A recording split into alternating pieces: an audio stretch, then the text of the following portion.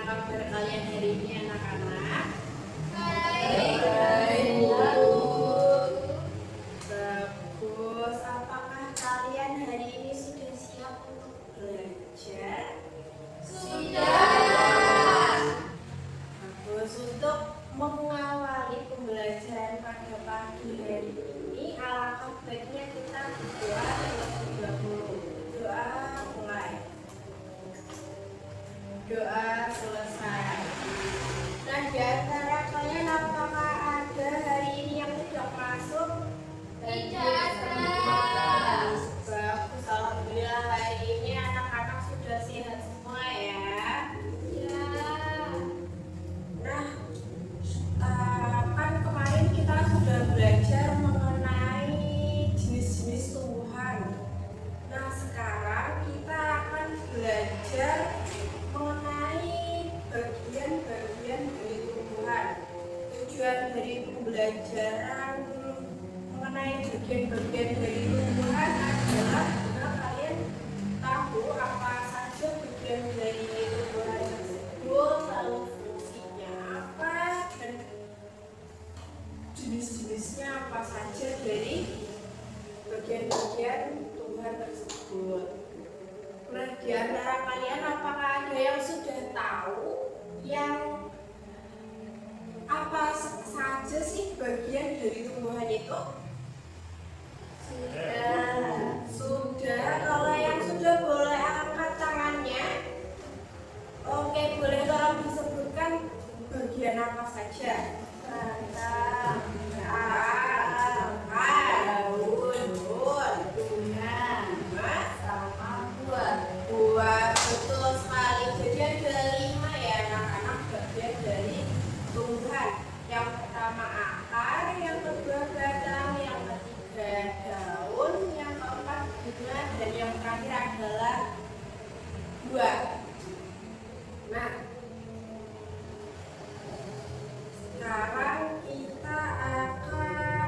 sekarang saya akan menjelaskan bagian-bagian dari tumbuhan serta fungsinya. Boleh dilihat ke depan semua anak-anak? Jadi tumbuhan merupakan salah satu komponen kunci dalam ekosistem kehidupan manusia, di mana tumbuhan tidak hanya menyediakan oksigen untuk bumi, yang dimana oksigen kita butuhkan untuk bernafas, tapi juga memiliki peran untuk siklus air, menyediakan makanan, serta menjaga keseimbangan lingkungan secara menyeluruh. Bagian-bagian dari tumbuhan memiliki peran yang sangat penting dalam mendukung interaksi mereka dengan lingkungan sekitarnya. Jadi tumbuhan itu sangat penting ya anak-anak buat kita manusia. Lalu bagian dari tubuh tumbuhan yang pertama adalah akar, seperti yang sudah disebutkan oleh Mbak Sabina tadi. Bagian-bagian dari tumbuhan adalah akar, batang, daun, buah, bunga, dan biji. Akar memiliki fungsi sebagai rambut yang menyerap air dan mineral dari tanah, yang kemudian digunakan untuk berbagai proses metabolisme tumbuhan tersebut. Yang kedua adalah beberapa tumbuhan akar menjadi cadangan makanan dalam bentuk pati seperti wortel atau ubi. Yang selanjutnya adalah akar memiliki fungsi untuk menahan tubuh tumbuhan agar tetap berdiri kokoh dan berdiri tegak. Pada beberapa tumbuhan seperti bakau, akar membantu dalam pertukaran gas dengan lingkungan, terutama di daerah yang berair. Kenapa di pinggir pantai itu banyak ditanami tumbuhan bakau ya? Karena bisa bertukar gas dengan lingkungan di sekitar pantai. Yang selanjutnya adalah batang. Batang memiliki fungsi sebagai pengangkut air serta mineral dari akar ke daun. Jadi akar menyerap air dari dan mineral dari tanah lalu dialirkan ke batang. Jaringan dari batang menyalurkan hasil fotosintesis ke daun lalu ke seluruh bagian dari tumbuhan. Ada beberapa tumbuhan batang juga menyimpan cadangan makanan seperti kalian tebu. Tebu kalian bisa merasakan rasa manis di mana batang tebu itu menyimpan cadangan makanan di dalam batang. Batang juga memiliki fungsi untuk menyokong daun, bunga, dan buah agar tetap memperoleh cahaya yang optimal dari matahari. Batang merupakan tempat di mana tunas baru tumbuh, di mana ini batang utama lalu ada ranting-ranting kecil di sampingnya. Daun ini merupakan contoh daun ya, walaupun sudah layu ya. Nah, ini daun. Daun mengandung klorofil yang memungkinkan fotosintesis untuk menghasilkan makanan bagi tumbuhan. Daun memiliki stomata atau pori-pori kecil di dalam daun ini yang memiliki fungsi untuk pertukaran gas, di mana daun mengeluarkan O2 dan karbon dioksida atau CO2. Fungsi sebagai daun mengandung klorofil yang memungkinkan proses fotosintesis untuk menghasilkan makanan bagi tumbuhan. Daun memiliki stomata atau pori-pori kecil yang berfungsi untuk pertukaran gas atau oksigen atau karbon dioksida dengan lingkungan. Proses penguapan air dari daun melalui stomata membantu mendinginkan tumbuhan dan mengangkut nutrisi dari akar ke daun. Jadi dari akar diserap akar lalu dialirkan ke batang lalu dialirkan ke daun. Yang selanjutnya adalah bunga. Bunga merupakan organ reproduksi yang mengandung struktur kelamin jantan yang disebut dengan benang sari dan betina atau kepala putih. Melalui proses penyerbukan dan pembuahan, bunga akan menghasilkan struktur reproduksi.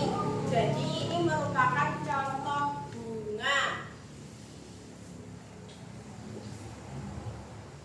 Yang selanjutnya adalah buah. Buah memiliki fungsi untuk mengelilingi dan melindungi biji selama perkembangan. Buah seringkali memiliki struktur yang membantu penyebaran biji melalui angin, air, ataupun dari hewan. Yang terakhir adalah biji-biji berisi embrio tumbuhan baru yang akan tumbuh menjadi tumbuhan dewasa. Biji menyimpan cadangan makanan yang diperlukan embrio untuk tumbuh sebelum mampu melakukan fotosintesis sendiri. Nah, dari materi yang sudah Bidara jelaskan, apakah ada pertanyaan anak-anak?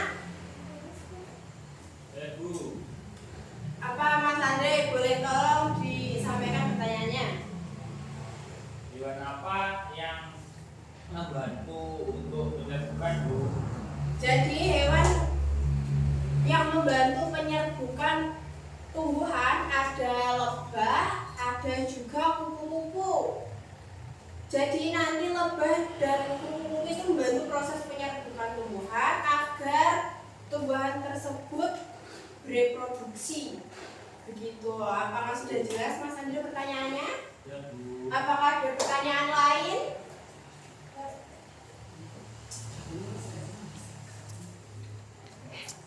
Apa?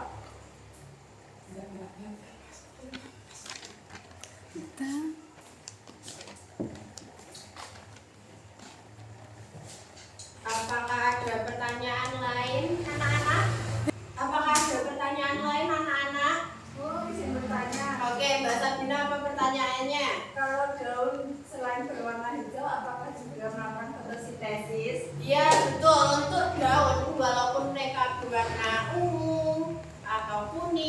ataupun hijau, mereka akan tetap melakukan fotosintesis. Tapi apakah mengandung klorofil, Bu? Iya, tetap mengandung klorofil, daun dari tumbuhan yang berwarna-warni tersebut. Oke, apakah ada pertanyaan lain dari anak-anak? Apakah ada pertanyaan lain? Apakah ada pertanyaan lain? Sepertinya tidak ada pertanyaan lain ya anak-anak.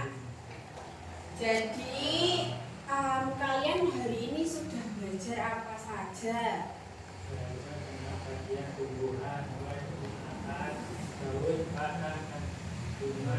Betul sekali, hari ini kita sudah belajar mengenai akar, daun, batang, bunga, dan baik. Pelajaran hari ini kalian sudah belajar apa saja anak-anak?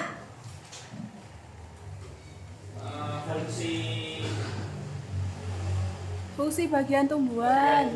Fungsi bagian dari tumbuhan, lalu Proses penyerbukan, Bu. proses penyerbukan, serta bagian-bagian dari tumbuhan.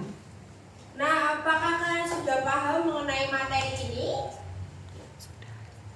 Sudah, bagus. Nah, kalau seperti itu, untuk pembelajaran hari ini cukup sekian. Bila Zara ada salah, Zara mohon maaf. Lalu untuk ketua kelas boleh tolong dipimpin untuk doa pulang. Ya, untuk mengakhiri pembelajaran hari ini, marilah kita berdoa terlebih dahulu. Doa mulai. Doa selesai. Baik, sekian dari Bu Zahra.